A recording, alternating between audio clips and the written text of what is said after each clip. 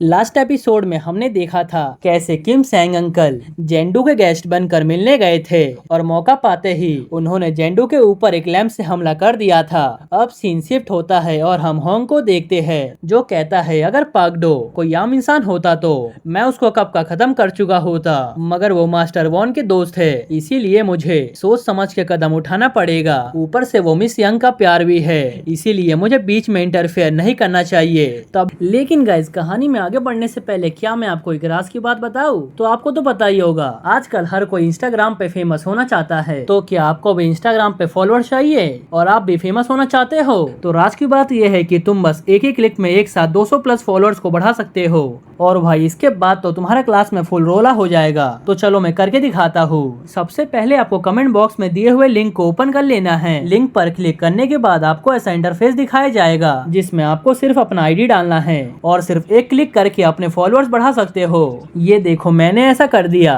और चलो मैं रिजल्ट्स को भी दिखा देता हूँ। देखा कैसे इतने सारे फॉलोअर्स सिर्फ एक ही क्लिक में बढ़ गए? तो देर किस बात की, जाओ लिंक पर क्लिक करो और एक साथ बहुत सारे फॉलोअर्स बढ़ाओ। एनीवेज कहानी को कंटिन्यू करते हुए उसके पास देहान का कॉल आ जाता है और ये देहान कोई और नहीं बल्कि पिंक बाल वाला बंदा है जो गिनुओ को रेस्टोरेंट में दिखा था जब वो सुओ के साथ डेट पर गया था, जहाँ वो कहता है हाँ जल्दी से तुम फाइनेंशियल डेट भेज दो। DUF का DUF एक गैंग है और ये वही गैंग है जिसमें हमने गिनुओ को पहली बार अरीना में फाइट करते हुए देखा था। फिर वो कहता है और हाँ इस साल का भी डाटा भेज देना, जिसपे वो कहता है अच्छा तो आप फाइनेंशियल डाटा के बारे में पूछ रहे हो, मगर उस डाटा का क्या जो मैंने ड्रैगन अलायंस को भेजा है, जिसपे वो कहता है मुझे एक जाना पहचाना बंदा दिखा है जिसके बारे में मुझे अभी कुछ कंफर्म करना है। ये सुनकर होंग कहता है हाँ बिल्कुल मैं आपको अभी डाटा भेजता हूँ, जिसपे देहान हाँ मैं जवाब देता है। उसके बाद वो सिगरेट फूकते हुए सोचता है पहले जब मुझे ह्यूंगनिम ने कोरिया में वापस जाने को बोला था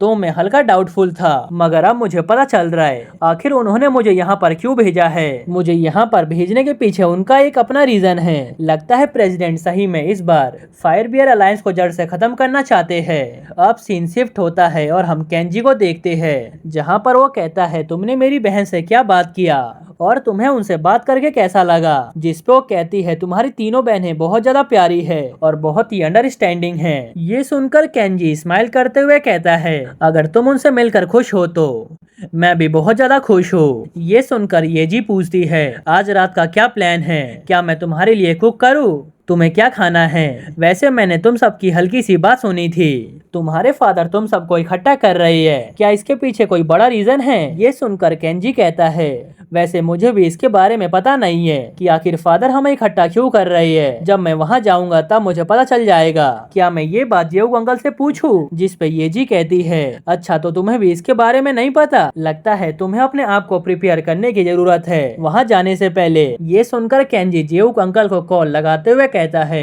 रुको मुझे एक बार कंफर्म करने दो जेवुक अंकल से, मगर वो कॉल ही नहीं उठाते। ये देखकर वो परेशान हो जाता है और कहता है रुको अब मैं सेकंड अंकल को कॉल लगाता हूँ, मगर वो भी कॉल नहीं उठाते हैं। ये देखकर केंजी की चिंता और बढ़ जाती है।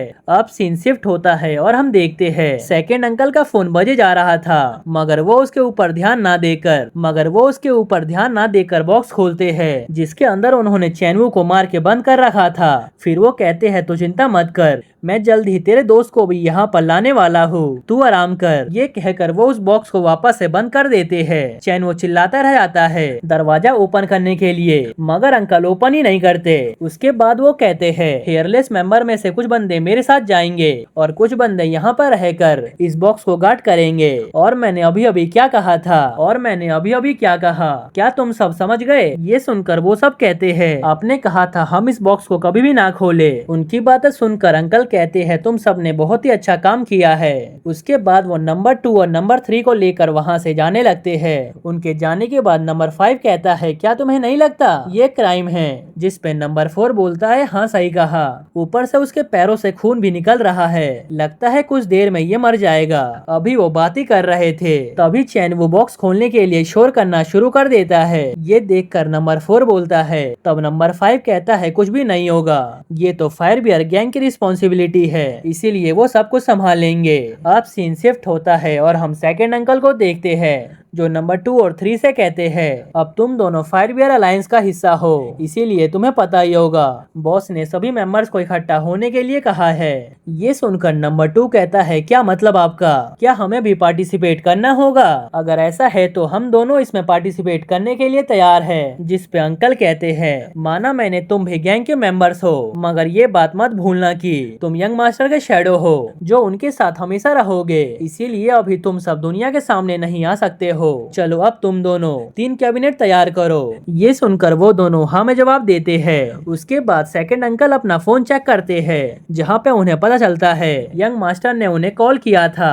दूसरी तरफ हम केंजी को देखते हैं जिसके पास सेकंड अंकल का कॉल आता है। ये देखकर वो जल्दी से फोन को रिसीव करता है और पूछता है डैड ने सभी को इकट्ठा होने को बोला है। ये सुनकर अंकल कहते हैं यंग मास्टर अभी मेरे पास टाइम नहीं है, मैं आपको कॉल पे सबको समझा नहीं सकता, अभी मैं घर पे जा रहा हूँ, क्या आप सभी घर पर हो? ये सुनकर केंजी हल्का परेशान होते हुए कहता है अंकल मैं अभी घर पे पहुँचा हूँ। तब अंकल कहते ठीक है घर पे मिलते हैं। तब ये जी उससे पूछती है क्या सेकंड अंकल ये सभी बातें घर पे बताएंगे? जिसपे केंजी उदास होते हुए कहता है हाँ मुझे लगा था डैड सेलिब्रेट करने के लिए सभी को इकट्ठा कर रही है, मगर ऐसा नहीं लगता है, कुछ तो बुरा होने वाला है। मगर ये जी तुम चिंता मत करो, सब कुछ मैं इजीली हैंडल कर लूंगा। ये सुनकर ये जी स्माइल करते हुए कहती है चलो अब घर चलते हैं। उसके बाद वो दोनों घर पहुंच जाते हैं जहां सेकंड अंकल कॉल करके बोलते हैं यंग मास्टर क्या आप घर पहुंच चुके हो और वहां पर कोई है तो नहीं? आप रुको मैं सभी को बुलाता हूँ। ये सुनकर केंजी खुश होते हुए कहता है ठीक है मैं अपने दोस्तों को भी बुला लेता हूँ।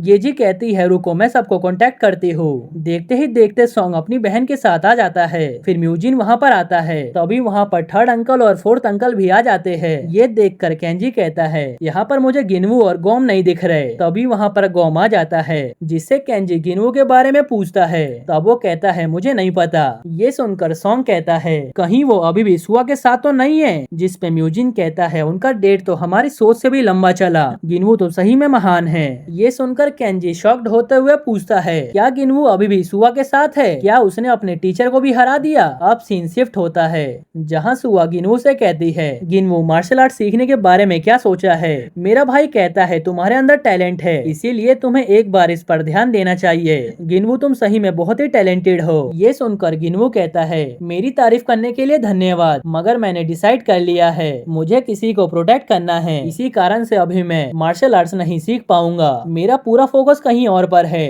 तभी वहाँ पर देहान आ जाता है जो पूछता है तुम दोनों को मेरा खाना कैसा लगा? वैसे सुआ क्या तुम्हारे आईब्रोज पर चोट लगा है? ये सुनकर सुआ खुश होते हुए कहती है मैंने कुछ ज्यादा ही ट्रेनिंग करी थी जिस कारण से मुझे चोट लग गया। ये सुनकर देहान कहता है सुआ तुम तो और सुंदर होते जा रही हो। इधर गिनवू मनी मन गुस्से में सोचता है अब मेरा गुस्सा सर के ऊपर जाने वाला है, मैं इसे छोड़ूंगा नहीं। तभी देहान उससे पूछता है बच्चे क्या तुम्हें खाना अच्छा लगा? मगर गिनवू तो अपने गुस्से को कंट्रोल करने के बारे में सोच रहा था और जब वो जवाब नहीं देता तब देहान उसके कंधे पर हाथ रखकर पूछता है क्या तुमने DUF से रिटायर कर लिया? क्या तुम कुछ देर बाहर आकर बात कर सकते हो? ये सुनकर तो गिनवू तो बहुत ही शॉक्ड होता है और सोचता है इस बंदे को मेरा नाम कैसे पता और इसे कैसे पता चला मैं DUF के लिए खेलता था। और इसी के साथ यह एपिसोड यहीं पर खत्म होता है। अगर आपको यह एपिसोड थोड़ा सा भी पसंद आया हो तो प्लीज वीडियो को लाइक कर देना। और हाँ गाइस प्लीज एक बार मेरे न्यू मनवा को भी ट्राई करो, वो तुम्हें बहुत ही अच्छा लगने वाला है।